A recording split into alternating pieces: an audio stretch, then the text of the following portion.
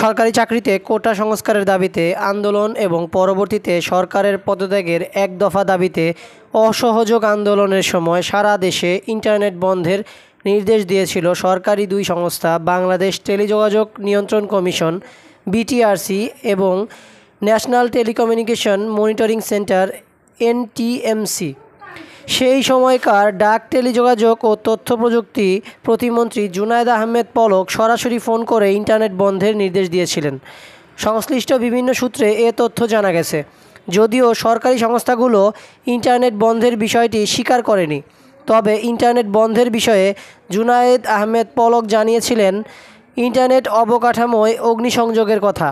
জানা গেছে 15 জুলাই রাত 12:30টার দিকে বিটিআরসির ইঞ্জিনিয়ারিং অ্যান্ড অপারেশনস বিভাগ থেকে হোয়াটসঅ্যাপে শাহবাগ ও ঢাকা বিশ্ববিদ্যালয়ের রাজু ভাস্কর্য এলাকায় মোবাইল ইন্টারনেট বন্ধের নির্দেশ দেওয়া হয়।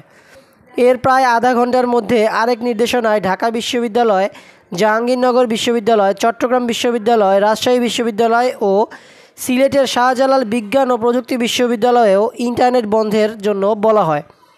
পরদিন 16 জুলাই দুপুরের দিকে বিটিআরসির একই বিভাগ থেকে দেশের 59টি বিশ্ববিদ্যালয়ে মোবাইল ইন্টারনেট বন্ধের নির্দেশ আসে।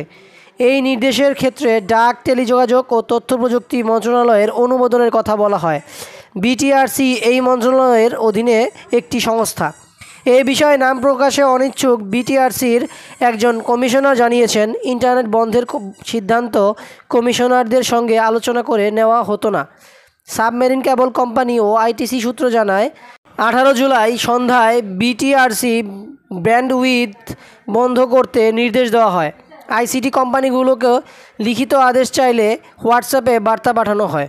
রাত 9টার মধ্যে পুরো দেশ ইন্টারনেট বিচ্ছিন্ন হওয়া পর্যন্ত বিটিআরসি নজরদারি করতে থাকে। সাবমেরিন কোম্পানিগুলোকে তখনকার প্রতিমন্ত্রী জুনায়েদ আহমেদ নিজে ফোন করে ইন্টারনেট বন্ধের জন্য বলেন। 5 আগস্টেও সাবমেরিন কেবল কোম্পানি ও আইটিসি থেকে ব্যান্ডউইথ সরবরাহ বন্ধ করা হয়েছিল।